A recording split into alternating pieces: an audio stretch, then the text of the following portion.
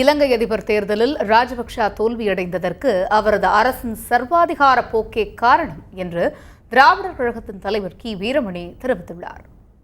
ராஜபக்ஷேவுடைய சர்வாதிகார போக்கு, குடும்ப ஆட்சி, அதிகார துஷ்பிரயோகம், ஜனநாயகத்தை மதிக்காமல் பெரும்பான்மையோருக்காக ஆட்சியை தவிர சிறுபான்மையோர் வாழக்கூட கூடாது என்று தமிழின விரோத போக்கு, இஸ்லாமியர்களுக்கு எதிரான போக்கு, அதேபோல் சொந்த கட்சியிலே இருந்தாலும் கூட, சொந்த இன மக்களாக இருந்தால் கூட மாறுபட்ட கருத்தை சொன்னால் அவர்களை எல்லாம் வெவ்வேறு முறையில் நகர்த்தி விடுவது, அகற்றி விடுவது, காணாமல் போகச் செய்வது, சொந்த நாட்டிலேயே அந்த மக்கள் மீது குண்டு வீசி தாக்கி அழிப்பது, சொந்த நாட்டிலேயே வேறு எந்த நாட்டிலும் காண முடியாத அளவிற்கு அந்த மக்கள் அகதிகளாக வாழக்கூடிய அவலம், இவைகளெல்லாம் ஒன்று சேர்ந்து அவரே அவருடைய ஆட்சிக்கு குழி தோண்டி கொண்டார். பாடத்தை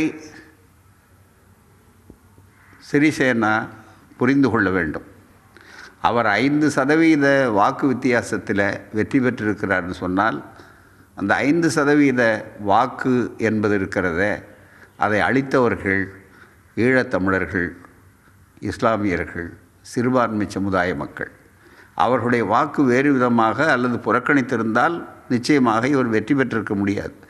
இந்த சுவரெழுத்தையும் பாடத்தையும் அவர்கள் நினைவில் வைத்து கொண்டு, ஏற்கனவே ராஜபக்ஷ எந்த பாதையில் நடைபோட்டாரோ, எது அவரை வீழ்த்தியதோ அதே பாதையில் இந்த ஆட்சியும் சென்று பழையக்கள் புது முந்தை என்பதைப் போல ஆகிவிடாமல், உலகம் எதிர்பார்க்கக்கூடிய மனிதநேய அடிப்படையில் அனைவருக்கும் அனைத்தும், எல்லாருக்கும் எல்லாமும் என்ற ஜனநாயக நெறியை அவர்கள் கடைப்பிடிக்க வேண்டும்.